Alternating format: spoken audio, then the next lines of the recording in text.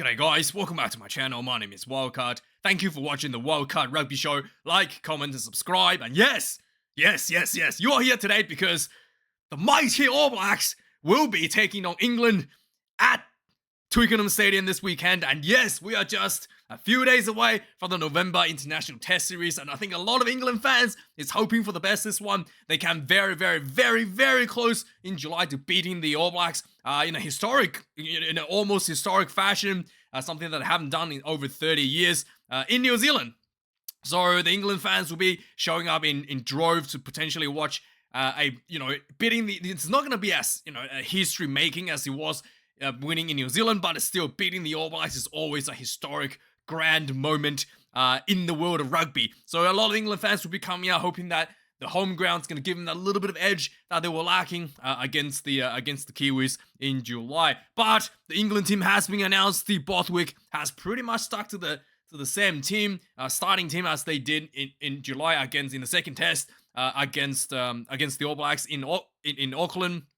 Eden Park, only 2 changes in the back line. And overall, I thought the England team probably struggled a little bit up front. They pretty much lost the scrummaging in the first test, and they pretty much came back even in the second half, maybe, in the second test, Eden Park. But I thought the rush defense was very good for England, and something that the All Blacks struggled with, and also the line-out disruptions were very good from the England side as well. Some stuff that they probably wanted to continue to pressure those advantages going into this game. But the All Blacks has improved a lot. The July test was the first couple of tests. Scott Robinson came into coaching the All Blacks, so there was probably a transition period, and that has really settled a lot. Very impressive performance for the All Blacks against Japan on the weekend as well. So yeah, they definitely, the All Blacks definitely has been honing their craft in the last few months or so in the Rugby Championship as well. So this is gonna be pretty much a different team, I think, for the All Blacks going into this test against the English. So yeah, let's have a look at the men that's gonna have the pleasure and the privilege to represent the England this weekend. And so, yeah, coming in number 1, Ellis Genge in the loose air proposition. Jamie George, the captain, coming in number 2. Will Stewart coming in number 3. Mauro Utoji, number 4. George Martin, number 5. Chandler Cunningham South, who was one of the outstanding players for England in recent times. Very physical, very big lad, coming number 6. With Hoskins Sotutu potentially making a switch, England could be potentially getting another big body in those loose forwards if Hoskins Sotutu was let go by the All Blacks or New Zealand Rugby. And number 7, Tom Curry.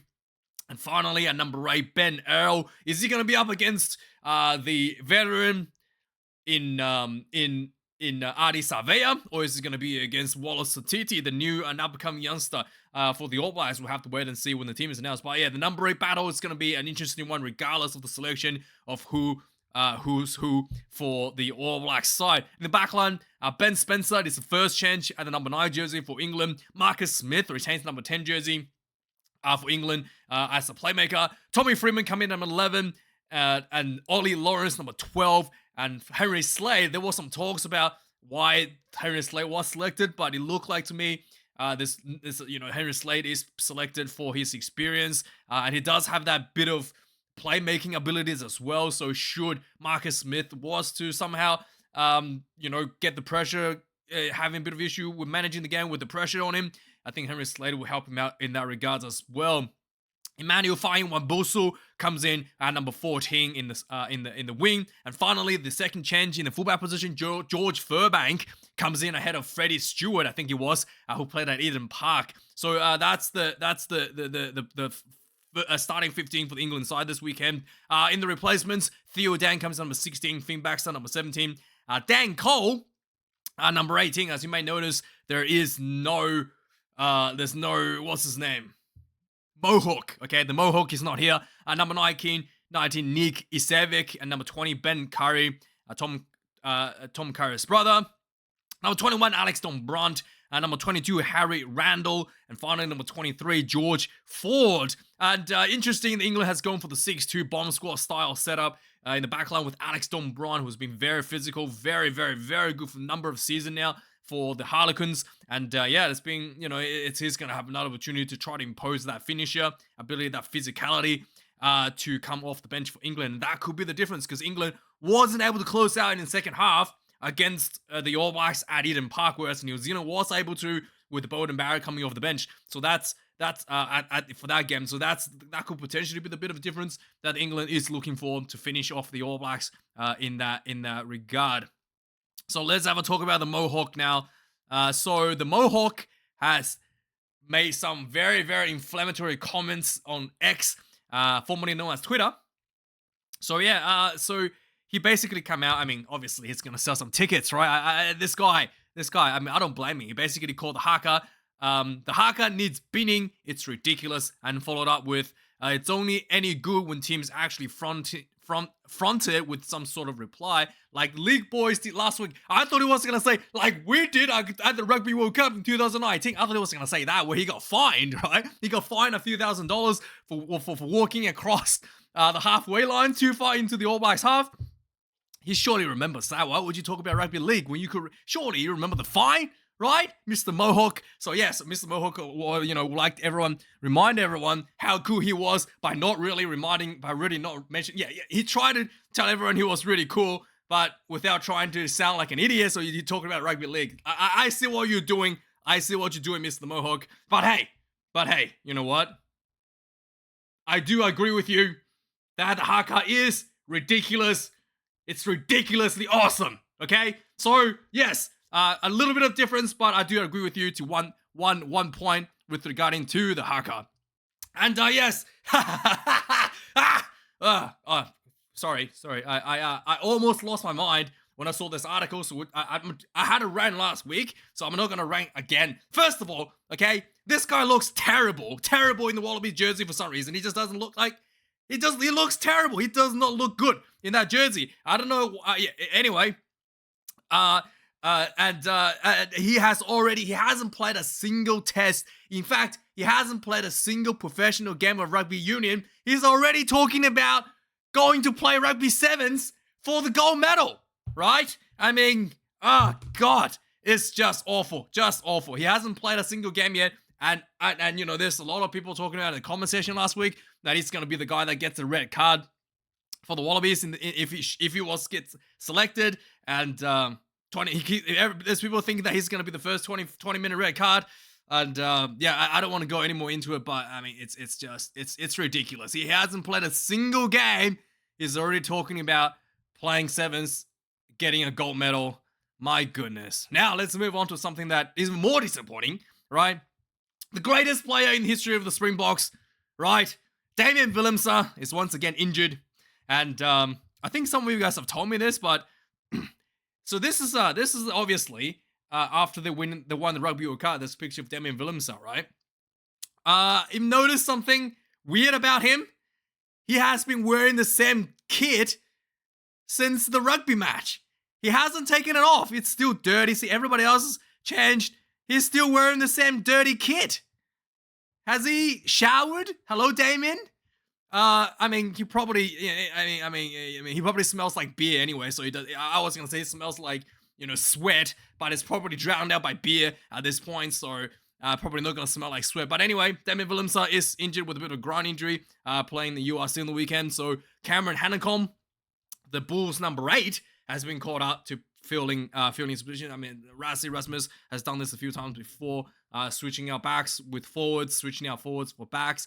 This happened to Henry Pollard replacing Malcolm Marx at the Rugby World Cup. So it's not quite outrageous to have a number 8 replacing Damian Willemse as Rasmus has a very high demand for versatility out of his players in different positions. Another injury from the Springboks as well is Frans Malherbe, the big boy, is out for the November Test series, and he has been replaced by Jordan Hendrickse.